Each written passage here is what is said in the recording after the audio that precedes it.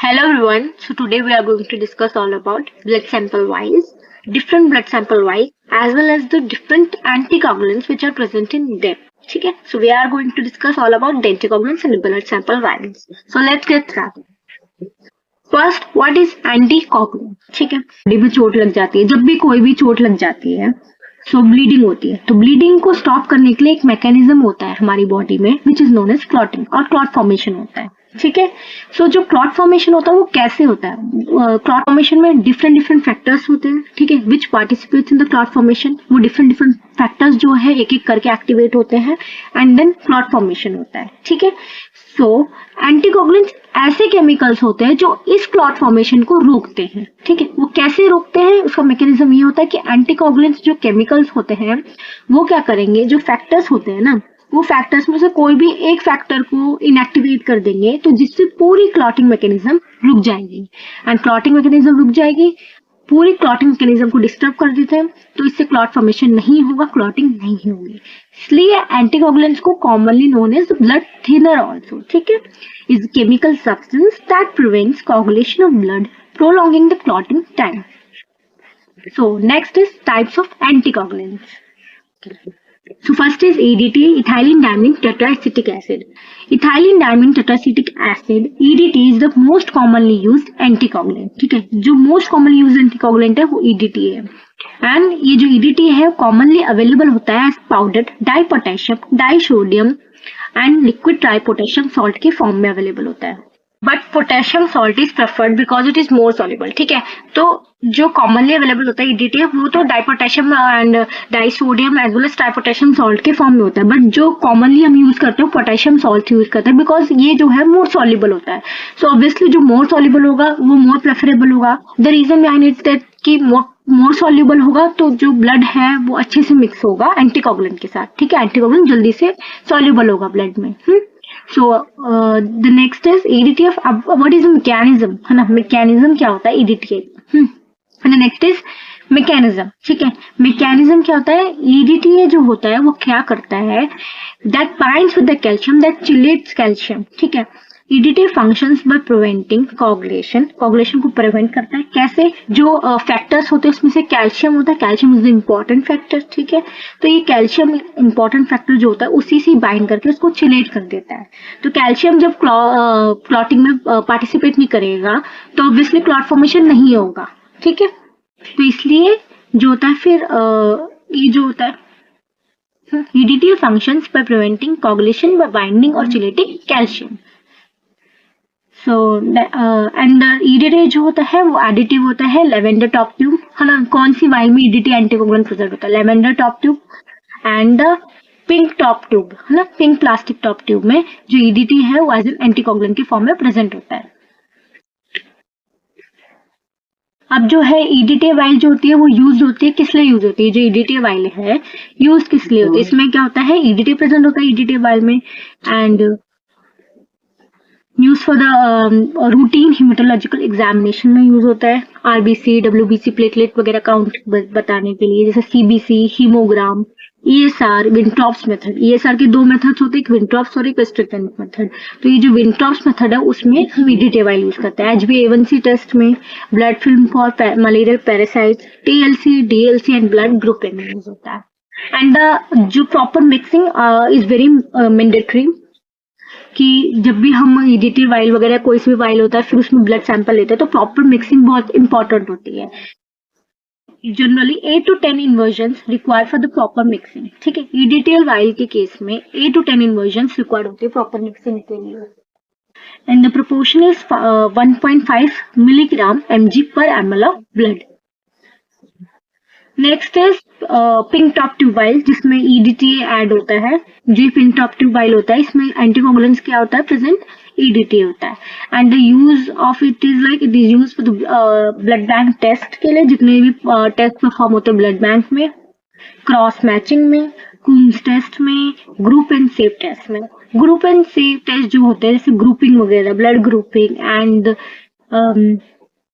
Screening of antibodies, तो ये जो भी टेस्ट होते हैं ग्रुप एंड सेव के अंदर आते हैं. Next is heparin. हेपेरिन जो होता है it is additive in the green top tube. जो ग्रीन ट्यूब होती है ना, ग्रीन वाइल होती है, ग्रीन टॉप ट्यूब वाली जो वाइल होती है, उसमें हिपैरिन हमारा प्रेजेंट होता है। हिपैरिन जो होता है ना, वो 3 फॉर्म्स में अवेलेबल होता है, 3 फॉर्म्स में ही वो एंटीकोगुलेंट की तरह यूज किया जा सकता है, like ammonium heparin, lithium heparin and sodium heparin. But जो मोस्ट कॉमनली यूज होता है हमारा, वो लिथियम हिपैरिन होता है, बिकॉज ये लीस्ट इंटरफेयर करता है। जो भी हमारे टेस्टिंग्स वगैरह हम परफॉर्म करते हैं, तो लिथियम हिपैरिन जो होता है वो लीस्ट इंटरफेयर करता है, इसलिए मोस्टली हम लिथियम हिपैरिन को यूज करते हैं। एंड इसमें जो मैकेनिज्म होता है, ठीक, जैसे कोई भी अगर आपको याद करना है कि जैसे वाइल्स याद करना है, उनके यूज याद करना है, तो फर्स्ट ऑफ ऑल ऐसे कर सकते हो कि वो वाइल है, फर्स्ट ऑफ ऑल उसका कलर याद करा, ठीक है, कि एक वाइल है, उसका ग्रीन कलर है, ग्रीन कलर है, उसके अंदर फिर एंटीकोगुलेंट, फिर उसका प्रपोर्शन याद करा, ठीक है, फिर उसका मैकेनिज्म याद करा, एंड देन उसका यूज। जैसे कि अब इसका जो मैकेनिज्म होता है, that prevents clotting by inhibiting thrombin formation. इसमें क्या होता है, इसका मैकेनिज्म ऐसा होता है कि जैसे कि जो क्लॉटिंग फैक्टर्स होते हैं उसमें होता है ना, प्रोथ्रोम्बिन से थ्रोम्बिन कन्वर्ट होता है, फिर देन फिब्रिनोजेन से फिब्रिन का कन्वर्जन होता है, देन क्लॉट फॉर्मेशन होता है। तो फिब्रिन सादा थ्रेड लाइक स्ट्रक्चर जिसमें जितने भी डेड सेल्स होते हैं ट्रैप्ड होते हैं, फिर क्लॉट का फॉर्मेशन होता है। तो ये वाला स्टेप इसमें नहीं होगा, conversion of prothrombin to thrombin, fibrinogen to fibrin, ये वाला स्टेप नहीं होगा इसमें, इसलिए क्लॉट फॉर्मेशन नहीं होगा। तो हिपैरिन का जो मैकेनिज्म होता है वो ये होता है।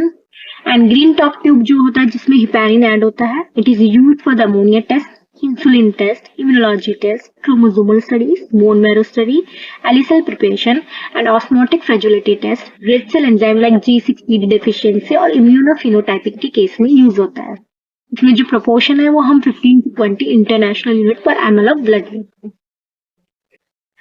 It is essential to choose the right heparin formation. जो हमने हिपैरिन देखा था anticoagulant, it is essential to choose the right heparin formation. जो हिपैरिन एंटीकोगुलेंट है वो 3 फॉर्मुलेशंस में अवेलेबल है, ammonium, sodium and lithium.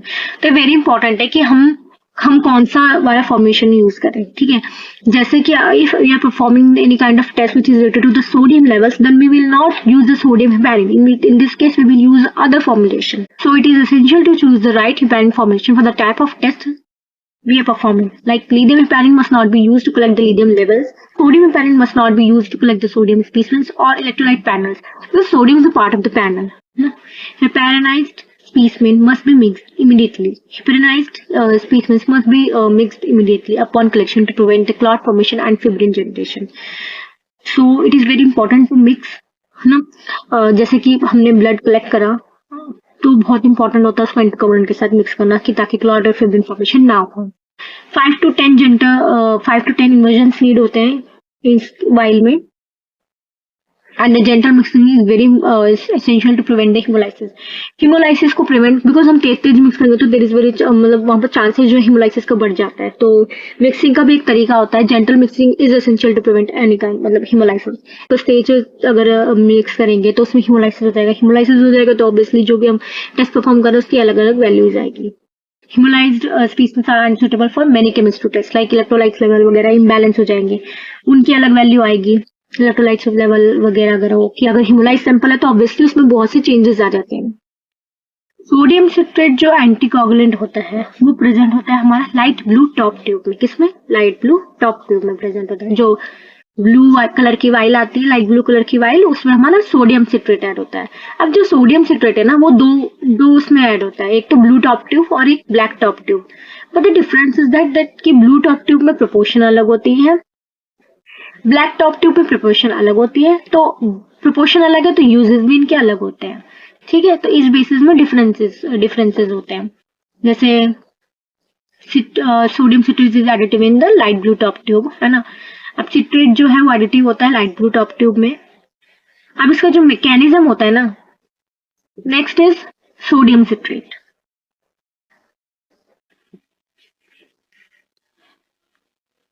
Citrate is additive in light blue top tube, है ना। अब जो सिट्रेट होता है इसका मैकेनिज्म क्या होता है? ये क्या होता है, जो कैल्शियम, जैसे कि one of the coagulation factor जो होता है, वो फैक्टर्स जो होते हैं जो क्लॉट फॉर्मेशन करवाते हैं, उसमें calcium is very important factor. So ये क्या करता है, कैल्शियम का जो आयनाइज्ड फॉर्म है उसको अनआयनाइज्ड फॉर्म में कन्वर्ट करता है। तो इस वजह से जो क्लॉट फॉर्मेशन होती है वो रुक जाती है। Citrate prevents coagulation bye binding and chelating the calcium. तो ये इसका मैकेनिज्म होता है। And citrate is additive in light blue top tube, and light blue top tube में सिट्रेट होता है, और कितना परसेंट होता है, 3.2% सोडियम सिट्रेट प्रेजेंट होता है ब्लू टॉप ट्यूब में। और इसका जो रेशियो होता है 9:1, blood to anticoagulant ratio is very important to maintain. ठीक है, तो इसका जो रेशियो होता है 9:1 होता है, and it is very important to maintain the death ratio. 9:1 का जो रेशियो होता है वो इंपॉर्टेंट होता है मेंटेन करना। और वैसे भी जो है ना, ये 3.2 सोडियम सिट्रेट 9:1, ये याद रखना, ये बहुत इंपॉर्टेंट है। जो भी रेशियोज है इसमें लिखा हुआ है कि कितना परसेंट प्रेजेंट होता है और कितना रेशियो होता है। पूछ लेते हैं कि ब्लू टॉप ट्यूब में जो है वो कितना परसेंट सोडियम सिट्रेट है, where is in case of the black top tube में कितना परसेंट सोडियम सिट्रेट है। तो ब्लैक वाले में जो है इतना 3.8% होता है। ठीक है, ब्लू वाले का था कि मैकेनिज्म हमने देख लिया। लाइट ब्लू टॉप ट्यूब में होता है, इसमें 3.2% सोडियम सिट्रेट होता है और 9:1 ब्लड टू एंटीकोगुलेंट का रेशियो होता है। इसका जो यूज होता है वो APTT, PT, APTT, D dimer और कोगुलेशन स्टडीज के लिए यूज होता है। And the inversion which is needed, like 3 to 4 gentle inversion is needed in this case और इन दिस वाइल। अब next is black top tube. Black top tube है, जो black top tube है, black top tube का में भी यही same anticoagulant present होता है, but it is present in the ratio of the 4:1, blood to anticoagulant ratio 4:1 होता है, एंड परसेंटेज जो होता है 3.8% sodium citrate is present in the black top tube. ठीक है, अब इसमें ये दोनों में ये डिफरेंस है। अब ये जो है बहुत इंपॉर्टेंट है कि ये एग्जाम्स में पूछ लेते हैं, बहुत इंपॉर्टेंट है कि जो ब्लैक टॉप ट्यूब है इसमें कितना परसेंट सोडियम सिट्रेट है एंड ब्लू टॉप ट्यूब में कितना परसेंट है। तो ब्लैक में 3.2% है सोडियम सिट्रेट एंड ब्लू में 3.2% सोडियम सिट्रेट है एंड ब्लैक में 3.8% सोडियम सिट्रेट है। एंड रेशियो भी पूछ लेते हैं, तो ब्लू वाले में 9:1 एंड ब्लैक वाले में 4:1 blood to anticoagulant ratio is present. Next is oxalates is anticoagulant. ठीक है, it is additive in the grey vial. तो जो ग्रे वाइल होती है हमारे, उसमें ऑक्सलेट प्रेजेंट होता है। इसमें ना दो एजेंट्स प्रेजेंट होते हैं, एक तो एंटीग्लाइकोलाइटिक एजेंट और एक एंटीकोगुलेंट प्रेजेंट होता है। अब ग्रे वाइल में जो है हमारा एंटीकोगुलेंट वो ऑक्सलेट्स प्रेजेंट होगा। Oxalates along with oxalates antiglycolytic agent भी प्रेजेंट होगा, जैसे कि sodium fluoride.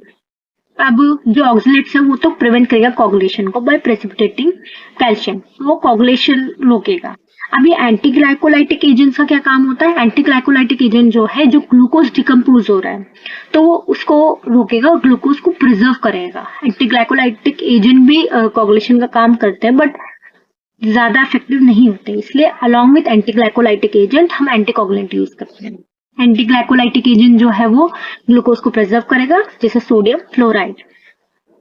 Potassium oxalate is most widely used. Oxalates में जो है उसमें से potassium oxalate is the most widely used होता है। अब क्या है, जैसे कि हमने ब्लड लिया सेल में, अब हम इमीडिएटली मिक्स करेंगे to prevent clot formation and fibrin generation. Inversions needed is like 8 to 10 inversion is needed.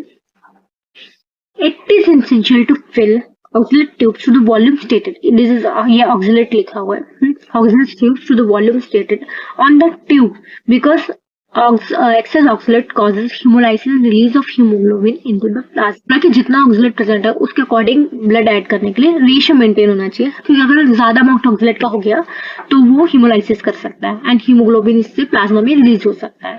तो ऑब्वियसली जब एंटीकोगुलेंट का और ब्लड का रेशियो तो मेंटेन करना इज वेरी इंपॉर्टेंट, वो रेशियो मेंटेन करना बहुत इंपॉर्टेंट होता है। मोशन sodium fluoride 2 mg per ml of blood present होता है। यूजेस जैसे ग्लूकोज के एस्टिमेशन में fasting blood sugar levels, post prandial levels, random blood sugar levels, GTT, lactate, इन सब टेस्ट में यूज होती है grey vial. Next is red top tube. Red top tube जो होती है उसमें कोई भी एंटीकोगुलेंट प्रेजेंट नहीं होता है एंड इसका जो मैकेनिज्म होता है ना, नॉर्मल हम ब्लड कलेक्ट करेंगे और उसको क्लॉट फॉर्मेशन के लिए छोड़ देंगे। जनरली नॉर्मली क्लॉट फॉर्मेशन होगा बिकॉज उसमें एंटीकोगुलेंट्स एडेड नहीं है, तो सारे फैक्टर्स एक्टिवेटेड रहेंगे एंड नॉर्मली क्लॉट फॉर्मेशन होगा। क्लॉट फॉर्मेशन होने के बाद सीरम हमारा अलग, हमारा क्लॉटेड ब्लड अलग, फिर उस सीरम को हम एनालाइज करेंगे। तो इसका सिंपल मैकेनिज्म है कि इसमें कोई एडिटिव नहीं होता, कोई एंटीकोगुलेंट नहीं होता। नॉर्मली ब्लड कलेक्ट करेंगे, क्लॉट फॉर्मेशन होगा, सीरम अलग, क्लॉटेड ब्लड अलग, सीरम को हम अलग से एनालिसिस के लिए यूज करेंगे। No additive present. used to collect serum or clot in whole blood for a variety of laboratory tests. Mechanism, clot formation, and it is used for the like chemistry test, hormone assays, drug monitoring, serology and immunologic test. Immunology होगा ये वही नहीं है. Blood banking, blood typing, cross matching और antibody screening के लिए use होता है. अब किसी से रेड टॉप ट्यूब में जो होता है क्लॉट एक्टिवेटर प्रेजेंट होता है. क्लॉट एक्टिवेटर लाइक सिलिका और ग्लास के पार्टिकल्स. इससे क्या होता है कि क्लॉट जो है, क्लॉटिंग हमारी जल्दी से होती है. तो क्लॉट एक्टिवेटर क्या करते हैं, जल्दी इस क्लॉट एक्टिवेटर की वजह से जल्दी से क्लॉटिंग हमारी होती है. Next is yellow top tube. No additive is used. ठीक है, same as in the case of the red top tube, yellow top tube में भी कोई एडिटिव प्रेजेंट नहीं होता. And known is serum separating tube. इसको सीरम सेपरेटिंग ट्यूब भी बोलते हैं. इसमें जो है ना दो एजेंट्स प्रेजेंट होंगे. इसमें दो चीजें प्रेजेंट होंगी. First is a serum separator. ठीक है, जैसे silica gel is which act as a clot activator. ये तो जो हमने देखा था कि रेड टॉप ट्यूब में भी प्रेजेंट हो सकती है. तो क्लॉट एक्टिवेटर प्रेजेंट होगा इसमें. Apart from clot activator serum separator भी प्रेजेंट होगा. अब सीरम सेपरेटर क्या करेगा, जैसे कि नॉर्मली हमने ब्लड कलेक्ट करा, क्लॉटिंग हुई, क्लॉट अलग, क्लॉटेड ब्लड अलग हुआ, सीरम अलग हुआ. अब इन सीरम और जो क्लॉटेड ब्लड है उसके बीच में एक जेल आ जाएगी. ठीक है, सीरम सेपरेटर जेल प्रेजेंट होता है. Next is yellow top tube. No additive is use like in the case of the red top tube. Yellow top tube में भी कोई एडिटिव प्रेजेंट नहीं होता. अब इसको जो है हम सीरम सेपरेटिंग ट्यूब भी बोलते हैं. क्यों इसको सीरम सेपरेटिंग ट्यूब्स बोलते हैं, क्योंकि इसमें एक जेल प्रेजेंट होता है, inert polymer gel. Serum separator present होता है जो कि क्या करता है, जैसे कि नॉर्मल मैकेनिज्म क्या, हमने ब्लड लिया, ब्लड क्लॉट हुआ, सीरम अलग हुआ. ठीक है, रेड टॉप ट्यूब में क्या होता है, नॉर्मली सिलिका जेल हमारा क्लॉट एक्टिवेटर प्रेजेंट होता है. इसमें क्या है कि हमारा क्लॉट एक्टिवेटर प्रेजेंट होगा, along with it serum separator present होगा. तो जब हमारा सीरम और क्लॉटेड ब्लड अलग होगा तो हमारा सीरम सेपरेटर बीच में आ जाएगा, जो कि सीरम और क्लॉटेड ब्लड को अलग रखेगा. इनर्ट पॉलीमर जेल होता है जो इनको सेपरेट करता है. ठीक है, so no additive is used, known as serum separating tube, contains serum separator, inert polymer gel and clot activator like silica gel. It is used in the case of like electrolyte test के लिए sodium, potassium, calcium, iron, bone profile के लिए calcium phosphate ALP, tumour marker and toxicology, immunology, vitamin D, vitamin B12, C reactive protein LF. And so इन test को perform करने के लिए हम येलो टॉप ट्यूब यूज करते हैं. So thank you. जितनी भी डिफरेंट वाइल्स हैं हमने उसको डिस्कस कर लिए, along with different anticoagulants present in them and there uses. उसको भी हमने डिस्कस कर लिया. नेक्स्ट वीडियो में हम डिस्कस करेंगे जो ब्लड बैग होते हैं उसमें जो CPD, डिफरेंट एंटीकोगुलेंट्स प्रेजेंट होते हैं उसके बारे में. So thank you and all the best for exams.